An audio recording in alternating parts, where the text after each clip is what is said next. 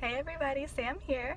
I am currently in the parking lot at Walgreens. I've had kind of a day, so I decided to do something to boost my mood a little bit and share with you guys my Revert story. So here it goes.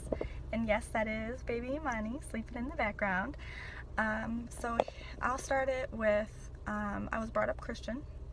We weren't like super practicing, we celebrated Christmas, but that's more of an American culture thing at this point. Everybody celebrates Christmas. That's not like Muslim or Jewish. I think even like atheists celebrate Christmas. But anyways, so yeah, I was brought up Christian. I've had a lot of different experiences in my life, some really good and some really bad, and that influenced my choices as a teenager. I was pretty wild. I rebelled in a lot of different ways. You know what I'm saying? I was super into self-medicating. I smoked a lot of weed coming up, as a teenager. And I mention that because Islam changed a lot in my life. So I bring up the bad stuff so you can understand why, Islam was so good for me. So I was 16. Me and my mom and family, we moved to another house in Detroit. There was a Muslim family across the street.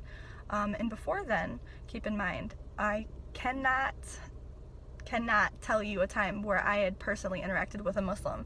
And if I did, they were probably non-Arab and men, because I can tell you I'd never knowingly looked at a woman in a scarf even. You know what I'm saying? So my perception of the religion was, they're all Arabs. That's usually what kids think about Muslims, and they hate Americans, and that's pretty much the knowledge that I had. They prayed 5 times a day. I learned that in school, but that was it, as far as world religion studies or whatever. But yeah, so my knowledge in Islam was not little, but completely misinformed. So yeah, meeting them was like an awakening, you know what I'm saying? So seeing these people that are so sweet, and the daughter didn't wear a scarf, but the mom did, and the dad was super religious. He fasted outside of Ramadan. So it was nice to see the difference in what I thought versus the reality. And then going forward, I had met someone who, I remember my first interaction was talking about a Marilyn Monroe tattoo that I wanted to get on my back, and he was like, but why though? That's really dumb. So he just instilled in me to basically think before you act, simple stuff. He also, over the time, okay, so first of all, I'm talking about my husband. Everybody knows that I've been married for basically a decade at this point, and before I go further into details, I want to make something very clear with you all. I am not Muslim because I wanted to marry my husband. I am Muslim because Islam is what's right for me in my heart. And regardless of my relationship with him, I would still be Muslim. So please do not accuse me of faking my religion for a man, because it's very common and I'm aware of that, but I'm surely not the case. Anyways, so we met, and we would argue about a lot of things. Mostly I was wrong, because a lot of things that my side of the argument would just be stupid, immature, kids wanting to get their way type of stuff. So, we would talk about religion, and he taught me a lot. And at first, the idea of hijab was like, why do I have to cover? I didn't understand, why do I have to do something and you don't? And first of all, I was wrong, because men have to cover too. They just have different ways of covering. And I didn't understand at first the value of modesty in general. And then even when you take away all the other things, hijab is for God. You do it to show your dedication and love for God.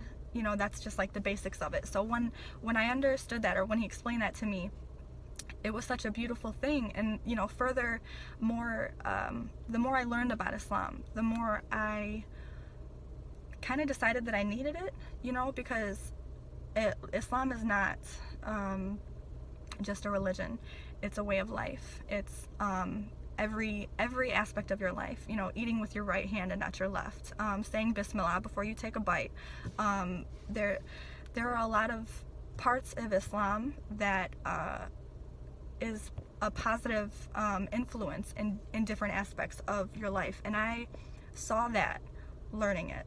You know, I saw how beautiful someone's perception on the world can be when they're looking at it through the eyes of Islam. And that sounded so corny coming out. I swear to God, I didn't mean to sound so corny. But oh, I'm being loud. Sorry, baby. But yeah, so we were friends, and we would talk about religion and, you know, our lives and what we want to do with our lives, you know, growing up and stuff like that. And, you know, I decided that I wanted to be Muslim. And through this time, at the time, I did go through a point of confusion. I don't know, because I was trying to figure out, you know, I was 16, 17, I was young.